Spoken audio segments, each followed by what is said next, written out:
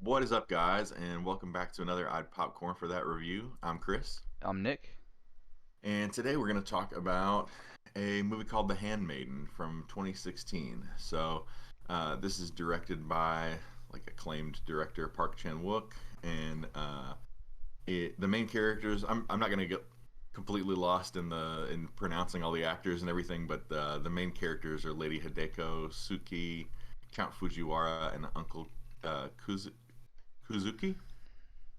Yeah, And this is an interesting little story. What did you think about this ultimately? I liked it a lot. I thought it was a really great movie. It, I didn't know what it was about going into it. I just read like a little Same. synopsis, and it surprised me, blew me away. It was really good. Had like three parts to the movie. I think it was done in three parts, Hmm. and I didn't expect any of it, and it was great. Yeah, every part throws you for a loop. It's an it's an interesting enough story anyway. But we'll get into it in spoilers. But man, they really keep you guessing the whole way. I don't know how you could watch this movie and be like, saw it coming. Yeah, you know.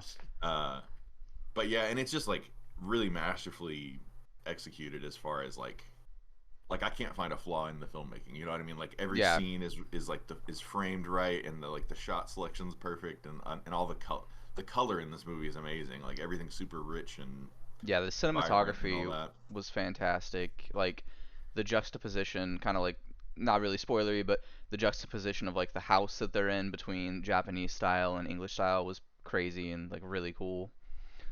Yeah, so they're in a house that he it's the um there's only a handful of like main characters, but one of the characters is the uncle of this heiress, Lady Hideko, and he's like obsessed with rare fancy books is all we know in the beginning. It's a little more to it than that, but he's obsessed with like rare fancy books and artworks and things like that, and he's obsessed with like English or British culture and Japanese. So his house is. Am I right about that? Japanese and Yeah, yeah, yeah. because So he's he's kind of like a Korean. traitor. I Yeah, mean, because it I'm sure in Korea they don't look kindly at this kind of person, but he like kind of was a turncoat or whatever. Like he he's was. like obsessed with Japan and like wants to be Japanese and helped the Japanese sort of take over Korea. Hmm. And he got a because this is during Japan Japan's occupation of Korea. So we're in Korea, but it's during Japan's occupation, and he's like basically helping the enemy, um, or was helping the enemy.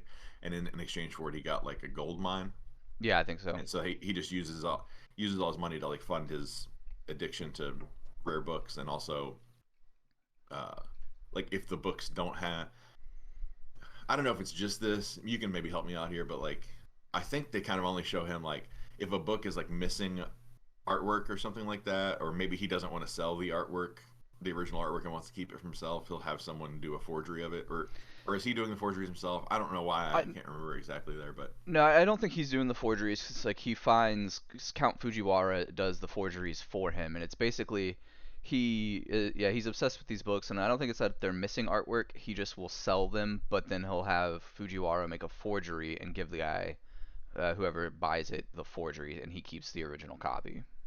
so he makes a little like with the forgeries and stuff. He makes a little extra money to fund his habit Hmm. and all that. But we can get into the story a little bit without spoiling anything, and then we can talk about. We'll give a warning when we talk about spoilers. But like the simplest version of the story that doesn't get into spoilers because we can't tell the whole story without that is basically we've got um, this guy who's operating under the fake name Count Fujiwara, who is a con man, and I don't know. He does other things besides just copying artworks, right? Yeah, I mean, I think he's just a general con man who I think he's pretty adept at like opportunist. pickpocketing and stuff like that as well. And so his plan is his I don't know if she's like his top pickpocket or if he's I don't know, but he chooses a pickpocket among his crew of con people, and her name's Suki, and um and he chooses her to play the role of his or well not his a handmaiden to Lady Hideko, and the idea is he's gonna go there and she's slated to marry her uncle by marriage. So the guy who's the book collector, and the idea is he's going to seduce her, convince her to marry him, and if there's any trepidation or anything like that, he's going to get. The plan is Suki will get close with Lady Hideko and um, sort of nudge her in the direction of falling in love with the Count. And so anytime there's like any kind of like shyness there, or she's like, I'm not sure if I love this guy or whatever, she's supposed to kind of nudge her in the right way and say like, oh, have you noticed that your cheeks have gotten so flushed since the Count arrived? Have you noticed that your toenails are growing faster? Yeah. now that the, and It seems like it's not really working. Uh, Yeah, well, she's without getting very standoffish to him. yeah, it just feels like she's like jerking her arm away every time he touches her, and it just feels like there's not a connection there. And then it starts to look like there is, and then we're trying to do all this under the nose of the uncle. He doesn't know. He's obviously slated to get her fortune. If he marries her, he's going to get her fortune, and so he certainly doesn't want somebody else coming in behind him and sweeping her out from under the. So whenever it starts to look like they are gonna elope, or they are gonna pursue this marriage or whatever, and he goes, he like leaves town for something. He Do you goes to remember what it visit. was? Yeah, he goes to check on his gold mine. Goes to check on his gold, and while he's out, they elope, Yeah, they go to and Japan and elope. I guess I'm trying to think, but I don't know how much further we can go without spoiling it. Yeah, I think So I think we kind of got to get into spoilers. So at this point, you should definitely watch this movie if you Yeah. haven't seen it. More people need to watch this. I mean, because I feel like there's not enough, at least among people in my life. Like, if a movie's not in English, it's it's hard to recommend that to people. Like, a lot of people are just gonna be like, "Yeah, I'm sure it's great," and never watch it. This is one. If you're gonna skip every other one, this is one worth. This director especially, like, this is a great place to start if you're not somebody that usually reaches out and looks for like Korean cinema or anything like that. So don't watch any further if you haven't seen this movie. It's really good, and we're about to spoil the crap out of it. But yeah. So I mean, ultimately, what the first like turn, the first reveal where you're like, oh, okay, is the Count and Lady Hideko are married now, and they So, take well, his well go his yeah. so his plan basically with Suki was to have Suki help uh him have the countess fall, or not the countess, the heiress fall in love with him by Mhm. these suggestions and stuff. And like he was saying, it doesn't seem to work. Every time he touches her, she kind of shy, like pulls away and stuff. And then there's this one scene where Suki goes back to get some paints, because that's how he's getting in contact with her, is he's teaching her how to paint for his uncle, for her uncle. And Yeah. they're going to the spot and he's gonna help teach her to paint. And he's like, Suki, go back and grab the oil paints. And she goes back and comes. When she gets back to them, she sees the heiress sitting on his lap, and they're like kind of kissing. And so And it kind of feels like it comes out of nowhere because it's like, God, there was no attraction or nothing until now. But you guys walk up, you step away for 1 minute and they're making out. yeah, and we also need to say this other really big part that we didn't mention. Mm, Suki and the heiress have been kind of falling in love. Like, right. they have a scene. By the way, I don't think it was unnecessary. I mean, it shows how they have to like have this big connection, and but there is like some very graphic sex scenes between For Suki and the sure. heiress, and like, definitely seems like they're falling in love. And then she sees them kissing, and she's very upset by it. Well, and also, all that is under the pretense. Like they try to. It feels a little bit like neither of them are very convinced that this is what they're really doing, but it's all under the pretense of like, oh, this is how. You're not very experienced with sexual things, so like I'm gonna show you kind of Yeah, like she's how getting it'll her go. ready to be with the count Yeah, this is how whenever this will they're in a feel, and relationship. Hmm. yeah, and it's like, but they're not thinking about the count at all. But it's No. like throughout the whole thing, she's like, oh, and this is how it'll feel with the count, and blah blah blah. But yeah, they're just obviously like falling in love. But then, yeah, we'll go ahead. And also the whole reason Suki is helping him is because when he gets the heiress's fortune, she negotiates that she'll get $100,000 and All the all jewelry, the jewelry and clothes. dresses, Hmm. because his plan is to marry her, go to Japan, elope, and then like pretty much immediately have her committed to a psychiatric asylum, and And then then he'll just take just all her have, money. yeah, and then just leave. And it's funny because like every time, she's the handmaiden, so she's seeing all this jewelry and dresses and everything, and like you can tell she's like looking at all this stuff and imagining like what this will be like, what this will be like in my year, or Hmm. whatever. And she makes a comment about something not being real sapphires or something like that. And she's like, "Oh Yeah. no, I mean this is expensive too, but you know, And you can tell she does get conflicted about the whole plan because she does fall in love with the heiress. But when she she." sees them kind of having their relationship and they do get married, I think she kind of resents her for it. Yeah, well, I mean, the narration in the movie makes it seem like she's like, yeah, well, anyway, she went ahead with the marriage, and so I guess we're just gonna keep playing along. And one of the conditions was that I go along with them to wherever they go. So, the count was reluctant, but he let that happen, whatever. And then it's not too long before the committing part happens, and we see them going to like the asylum or whatever it's called, and and we as the audience think we know exactly what's about to happen, but we think that Lady Hideko doesn't know what's about to happen at all. And then they walk up, and it's kind of a moment where like both Lady Hideko and Suki are kind of looking at each other like, I don't know how to explain it, but it's like, Yeah, like they're kind of like sorry about what's gonna happen or something. yeah. And then the first big twist of the movie is Lady Hideko starts backing up, and Suki's right there with all this like the staff for the asylum and everything, and you realize like, oh no, it's a double cross. they're Yeah. they're having her committed under the name Lady Hideko, and then she's gonna play the role of the maid. And she's like, yeah, I don't know, Mr. The lady just went crazy, and she's really nuts now. And so like she's double crossed, and it she's you see like Suki feels so betrayed and everything, and scream as the doors are closing and everything. And then that's when we go into the backstory of Yeah, Lady it Hideko. goes to part 2 of the movie. And it becomes her narrating now, right? Yeah, I It's a think little hard for so. me to tell, but I think it does eventually. I think it like switches to Lady Hideko narrating.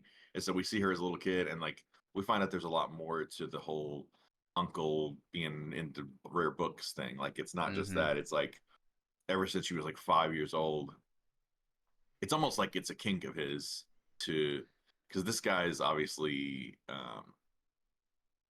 into some dark, sadistic types of like um, I don't know, like erotica, I guess, of the time, because this is like 1930s Japan. I don't know if we said that. I Yeah. mean, not 1930s Japan, 1930s Korea, Japanese occupied Korea, and so they have all this like erotica and things like that. But some of it gets, this is like really really graphic Yeah, it's stuff, kind and of he's like making this 5 year BDSM old read type it. stuff that And he's there's like images, teaching her to read, and yeah. paintings and images depicting all this stuff for a 5 year old. And he's super like brutal, aggressive guy. Like he, anytime she doesn't read it just right for the, because he's trying to like, she's supposed to read these books for the auctions, and then so he'll read these rare books and then auction them off. So the idea is she reads these books, but it's obviously like super inappropriate to have a little girl reading these books. And he's like, he does these things with her where he'll like, he has this bell that he puts in her mouth, and while the bell's in her mouth, he's like beating her hands or knuckles or something. And Hmm. he says like, oh, you'll always remember the taste of that bell, and it'll remind you of pain or something like that. And so anyway, it ends up being, there's like a moment where she's reading something and he's not happy with the way she's reading it, and the her aunt that she was really close to when she was younger um kind of takes over the role, if I'm not mistaken. That's is that Well, I think the ant was already initially the role. So like you were saying, he has these people come in, like a small group of guys, like 10 guys, and it's in like the library, and it's set up as like a little amphitheater for them. And the ant, I think, is always initially the one been reading the books, but he's training trying to his switch it over to? niece. Yeah, and Mhm. like as she gets older, she becomes the one to read this erotica to these old men. And I'm a little fuzzy about like the catalyst that sets this off, but at some point there's a night where she's reading one of these books and something sets her off. I think it's important, so I mean I hate to not remember it right now, but something you think that she hangs herself. I don't know. Am I getting lost in the I think that's woods a after, little bit because here? that's I think that's after, and I think that's whenever she is supposed to go elope. I think she does start to kind of feel bad for Suki or something, and she decides to hang herself. But I don't know if that was actually just a ploy to get Suki to come along with them. Yeah, and I mean ultimately we find out that she didn't hang herself. Uh, am I right? Wasn't it the uncle that like the uncle actually killed her? Oh, I'm sorry. Yeah, I'm thinking of a different part. Yeah, I thought, no. yeah, So her mother that was living with them, uh, you find out in the first part of the movie that she hanged herself, but then you come to find out that the she realizes that when somebody dies, like they defecate, and and that didn't happen. that didn't happen. There's something else, and then so he takes her into like the basement as a child and tells her like, yeah, this is where I killed your mother. And it's basically like you don't see it at that time, but it's basically like implied to be his like torture room. So he tells Yeah, her that he killed her mother and then hung her from the with tree like to his make it look like a bookmaking suicide. with like his Yeah. bookmaking tools and stuff like that. But yeah, yeah, he makes it look like a suicide. So she's always like haunted by this tree, um, or maybe not haunted by it, but like it's just she'll like see her. She thinks she sees her aunt hanging from the tree sometimes as Yeah. an adult. But yeah, so all that to say, now it's like we're in. Uh, well, let's see. How do we transition from little kid Hideko to? Well, I guess now you know like that there's more to the story with the uncle and everything, and then um, I'm just trying to think of how the next thing goes because I there's think it another. I think it kind of just transitions to her reading the books to the older men, Okay, and then and then I but just don't want to. I don't want to miss anything and like skip ahead. well, But there was that is what it is actually. She's reading the books to the older men, and Count Fujiwara is there, and then I think that's where he kind of gets a glimpse of her, and he might have already known about the situation beforehand, but he also like starts talking to her uncle, and telling him that he can forge books and stuff, and shows him that he can do it, yeah. and then he kind of convinces him to teach Hideko how to paint. Well, and so tell me if I'm missing something here, but at some point we're back at the asylum where Suki is being held. I feel like there's steps in between here. I'm sorry to I say. think that is we do get there, but I think that's later because it kind of starts to show that Count Fujiwara and Hideko had their own plan that Okay, yeah. Suki wasn't in on. Like when Suki gets there, it shows Hideko like looking through a peephole, like she knows her and Fujiwara have come up with a plan to she doesn't like him, but she It's the same kind of agrees. plan It's the that he same made kind of with plan, yeah, Suki. Yeah. but she agrees to give him part of her fortune or most of it if she just lets if he just lets her be free in Japan after they Yeah, elope. get her away from her uncle and yeah, run away because So she's always in fear of the basement. yeah, Like so the he keeps her in fear of the basement. and the double cross has been going on the whole time. Like Hideko knows about it. She is every time that she's shying away and Suki can't actually hear their conversation, they're having a conversation that's just like About the double normal cross. about the double cross, and she's just like acting like she doesn't want to be touched, which she doesn't, but she's just like playing it up for sure. And so at a point you start to you can tell that Lady Hideko is also I guess trying to convince this guy that she's really is falling in love with him, Hmm. the count,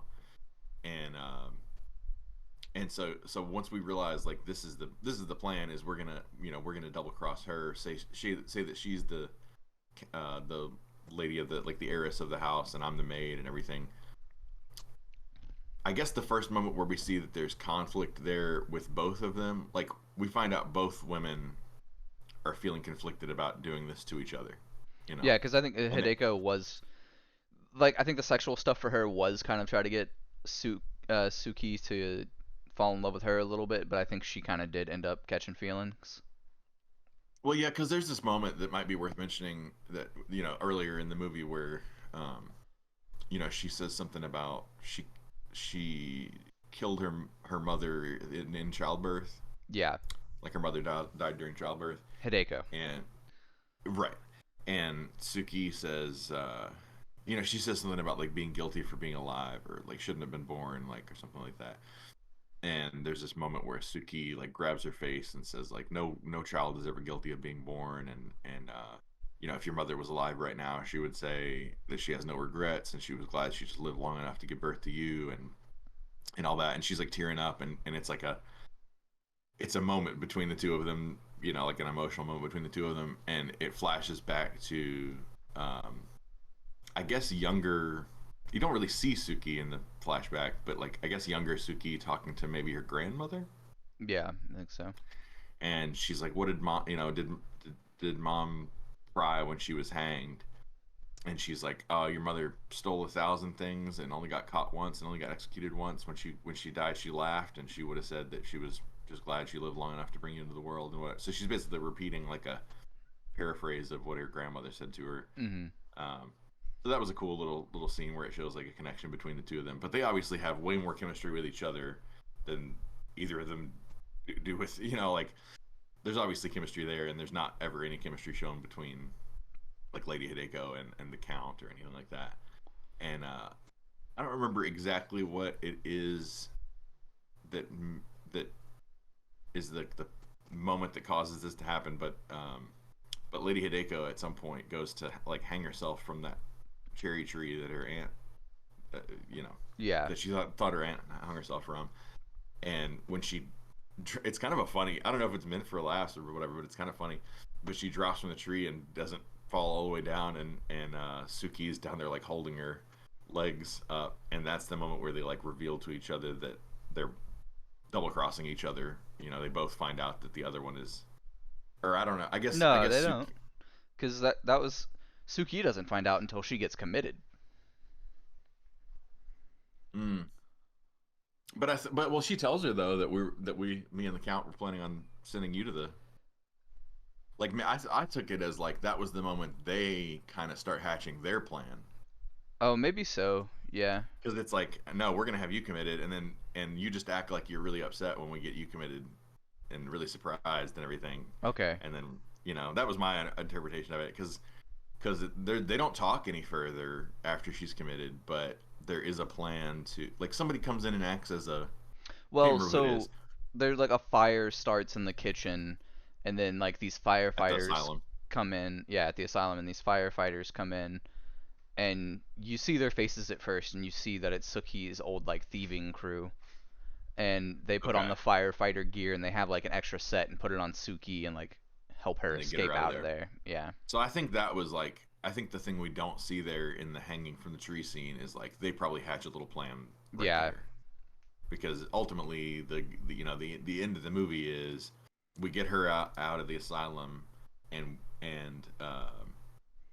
there's a So moment where well go ahead. So there is a point too. So they get her out of the asylum. So now the whole thing is like Hideko needs to get rid of the Count. And earlier in the movie, when it shows them kind of plotting and stuff, he gives her this vial of pure opium. Like And really strong concentrated opium, yeah. yeah, and he's like, take 3 drops, it'll make you pass out. Take 5 drops, it would put a horse to sleep. Take the whole thing, it'll kill you painlessly. And in the whole thing about him It's giving like her considered a that, wedding gift. yeah, and it's like if your uncle was to find you and bring you back, you could take this and kill yourself so that you don't have to Yeah, be he's like tortured. if he takes you to the basement next time, he's not going to torture you there because you're going to take care of it yourself. Yeah, and so now in Japan, they're having like a wedding night thing, and he's like, "Oh, you're actually gonna let me sleep with you?" And what she does is puts like 3 or 4 drops in some wine, and she's Hmm. drinking her wine. She gives it to him, and he doesn't end up drinking it, so she like starts putting it into his mouth and does some Yeah, like kind of kink stuff where she's spitting it in his mouth, and he's just like, kind of "Oh gross. yeah," and then he drinks it, and they go to like make love, and he just kind of He's about to force himself on R-word her her. Yeah, basically, yeah. Hmm. which she kind of is.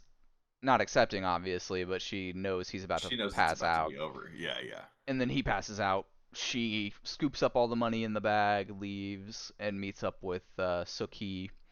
And then Count Fujiwara wakes up in the morning, and there are two like samurai guys sitting on his bed. It's a pretty funny scene, actually. I don't know how to explain it and make it seem as funny as it is, but just in the moment, it's like he's there with no pants on, and he's just looking up at these guys that he knows he's, you know, Yeah, because they're he sent by knows the he's in uncle. trouble. Yeah, something tipped him off. I don't remember if there was like a letter or something, but something tipped him off that you know, like the uncle off that this guy's trying to swindle you out of your money or whatever. So he has him captured and brought to him, and that's one of the most like kind of the only brutal scene in the movie is Oh yeah, the uncle torturing the count with his like bookmaking tools in the basement, and it's mostly like chopping off fingers and stuff, but it's done in a way that feels pretty brutal. I think, yeah. not like you can't watch it if you're squeamish. If you're very squeamish, I wouldn't.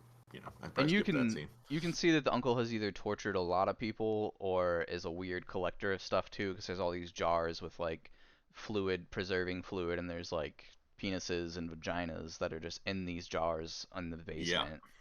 Oh, and we forgot to mention earlier, but there's like a moment where, I'm kind of lost about like where in the movie exactly it falls, but there's a moment where Lady Hideko and Suki go through and just start destroying like books and paintings of this guy, Oh, tossing him in the water, and yeah, that's when they uh, make right before they basically make their escape to go elope in Japan with Count Fujiwara.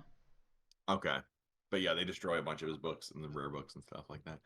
But yeah, so he's torturing the count in the basement, and he's trying to. The guy's obviously got some weird hang-ups, especially like I know this is like his niece by marriage or something, but I think anybody, maybe it's a cultural thing, but that seems weird to me, Yeah, to marry your niece. And he's really, into his niece, and so he's like begging the count for, even though he's torturing him and everything, he's like begging him for details about their wedding night and what that was like and everything. And he gives him a little bit, but not enough on purpose, not enough. And he's like, I think a cigarette would jog my memory a little better.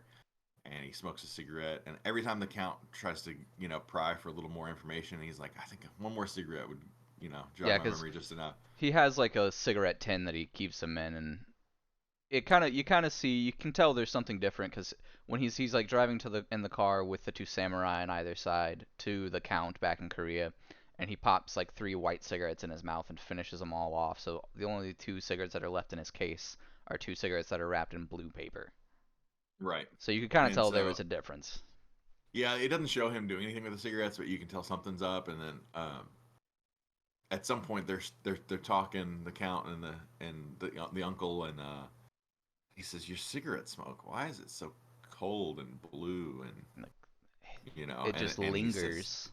"Yeah, it lingers in the air and everything." And he says something like, "You should know that mercury is most poisonous in its Gaseous vapor, state, yeah. gaseous state." And so obviously he's been smoking these like mercury laced cigarettes, and There's no ventilation. They're in a basement. yeah, no ventilation, so they both just die there.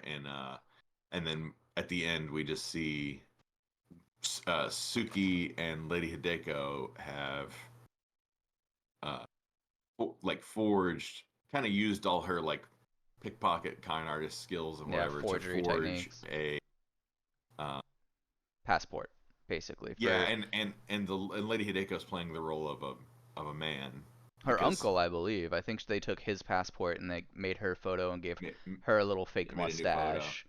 And then I and think it, that's what it is. and because there's a moment where they're not going anywhere. I made sure that no two women are gonna leave. I don't remember how he said it exactly, but it's like they're on the lookout for two Yeah, women, so he they're has not like going all of anywhere. his men over in Japan looking for them. So And it's obviously like they don't notice that this one one woman is pretending to be a man. and and so they successfully kind of ride off into the sunset and Yeah, they get on a boat. They were because I think he knew they were supposed to be going to somewhere in Russia, so like the last second they changed their tickets to go to China. right. And then the last scene is going to be hard to talk about on YouTube, but it is It's there's another Scissor me timbers scene, Mm-hmm. And there's bells involved. You should just watch the movie. which was part of the story that like one It of the was. stories she was reading. But yeah, it's a fantastic movie. Like it's great. Yeah, just like it's not like this alone is what made it amazing, but the you know first you think it's going one way, and then the double cross, and then the triple cross on top of that. So it really takes you, it really keeps you guessing the whole way through. And I thought it was going to be like really complicated at first. Like I was like, ooh, I better pay attention to this because Hmm. there's a lot going on here. There's this guy that like is a traitor to his country and got the gold mine, and he's gonna marry his niece, and she's an heiress to something, and then there's a guy that's a con man that's trying to. It like felt like a lot of moving parts, but by the time the movie's over, it's not confusing or complicated or Yeah, anything. no, It's just there's a lot to it in a way, but like you can follow the story easily, and it's the kind of storytelling you don't see every day. Like I can't compare this to anything really. yeah, Um, it's just a piece of art for sure. Um, so I'm trying to think of any. I don't have any cons. I don't think. no, I don't think I I'd be really hard have any pressed to cons. come up with one. It's a little bit long, but kind of feels like the kind of movie that needs to be. So I don't. Well, I I wouldn't like how count that they as a yeah con. since they broke it up into parts. I And mean, if it had been 3.5 hours long, I might have been like, okay. oh But yeah, it's not even quite 2.5. So I think the only con I have, and it's not that big of a con, is like the sex scenes kind of go on for quite a while at one point, and then I don't know that it's yeah, necessary like to have it that graphic. I mean, you could have like started it and shown what it was, and then maybe like faded out the window. You didn't need to show as much as you show, but that's yeah. I could see either way about it. I mean, it didn't bother me too much. You know, based on you watched it before I did, yeah, and and our girlfriends were texting each other while this is while this is going on, yeah, and the way she made it seem like I was expecting a lot more than was actually in the movie. So like to me, it was like, well, I was thinking it was going to be like nonstop nudity and whatnot. Uh, so kind of changed my expectations a little bit. But yeah, I can see to some extent there is a little. It needed to be there to like somewhat. I mean, this is a very you know very adult storyline going on yeah. here. But yeah, I just think really satisfying ending. Um, yeah, no big complaints on my part. Just a lot of glowing positives. I could gush about this for a while. But Hmm. uh, man, I would almost give that. I'd almost give that a 10 out of 10. I got. It's not. I guess it's not perfect. So Yeah, I'll give it a 9.5. But it's a really really good movie. yeah. I think I'd give it a 9. I liked it a lot. Uh, and so the next we picked a random movie for next time. So the next movie we're gonna watch is The Skin I Live In. Hmm. I don't remember what year that's from, but The Skin I Live In. And then Um, we'll also be seeing Asteroid City. I sure hope so. We got to talk about that a little bit. Oh, okay. I don't see it playing at theaters near me right now. Oh, So okay. assuming nothing goes wrong there, I will be seeing Asteroid City next. But yeah, I didn't mention that to you earlier. We'll talk about that. Okay. But uh, but yeah, so if you guys like this, hit like below, share it with your friends, subscribe, and comment below if you know this director. Tell us like maybe your favorite Park Chan-Wook movie or your favorite Korean movie in general. Um, but yeah, anything below, comment below, any movies you recommend to us. For sure, we'd like to hear from you guys. So anyway, thank you for watching, and we'll catch you in the next one. See ya.